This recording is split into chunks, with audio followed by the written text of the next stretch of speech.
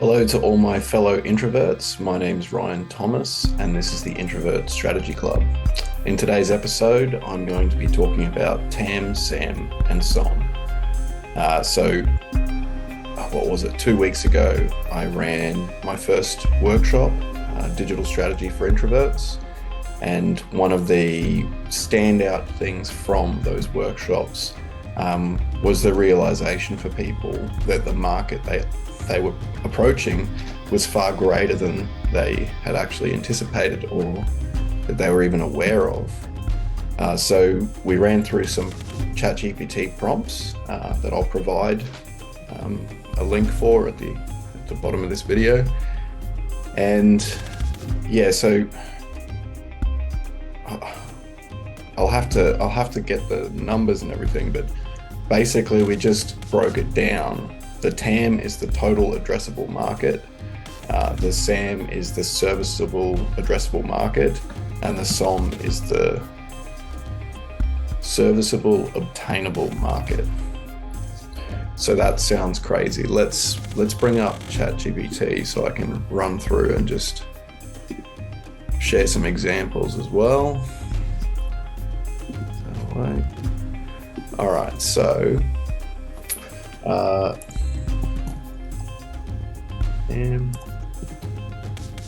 SOM, explain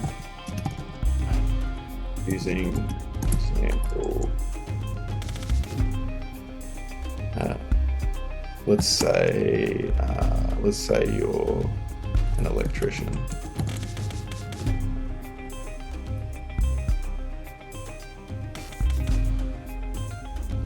Cool. So here we go. Here we go. How big is the whole pie? That's the total addressable market. What slice of the pie is actually relevant to me? So not every customer is your customer in the whole market.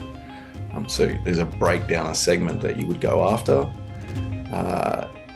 How much of that slice can I realistically grab?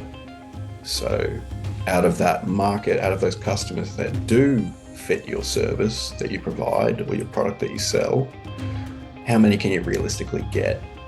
If the market share is broken down into you and your competitors, how much do they have? How much can you get of this? Cool. So, and then we can use the example here from the Electrician. So total addressable market, was the entire market demand if every possible customer bought from you. Suppose Brisbane has 2.6 million people, about 1 million households. If every household spends on average $500 per year on electrical work, that's a total addressable market equal to $500 million per year. Okay, so then we segment that down to the SAM, Serviceable Available Market. I said that wrong earlier.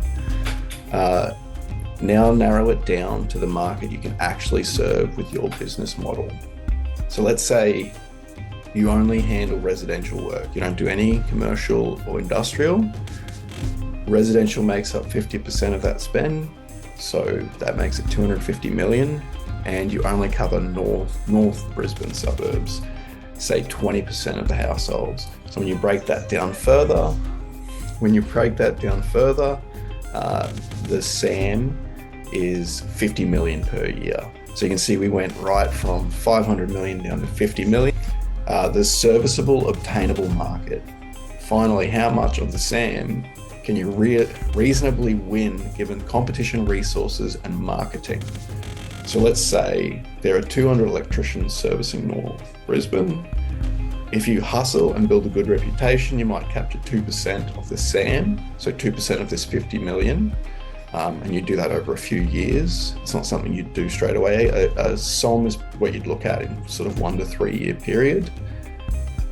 So then when you break that down, the SOM equals 1 million per year. And that is a practical goal to achieve within the 1 to 3 year period based on breaking those markets down. That's all data, so it's not like a made up thing. It's not guesswork. So that covers the TAM, SAM, and SOM. So this was a big one for the people that attended the workshop. Um, one of the, I won't say anyone's names because we're introverts, so we'll keep the privacy. Uh, One of the attendees found that what they were actually aiming for, their SOM, was actually far smaller than what they thought.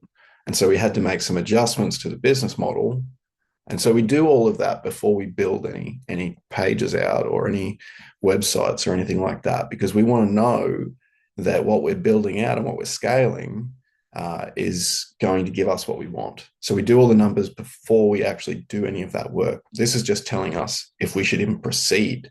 If it's no good, if there's no customers, if the total addressable market is so small that it's not worth your time, then you would know straight away and you can pivot to something else, like one of the attendees found. So they didn't stop doing what they wanted to do. We just had to adjust the model so that it could deliver the returns that person was focused on getting.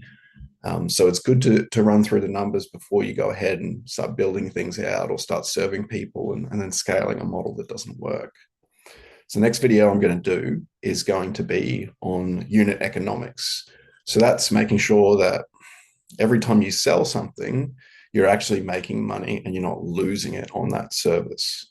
So services are a big one because it's harder to track, whereas a product, you know how much the manufacturing cost is, and you can calculate how much your marketing expenditure will be, and you can work it out pretty easily. Whereas a service, it's a time-based thing in most cases. So how do you productize that to make sure that your unit economics are making you profitable? All right. Thanks for watching this video. If you enjoyed it, give it a like and subscribe.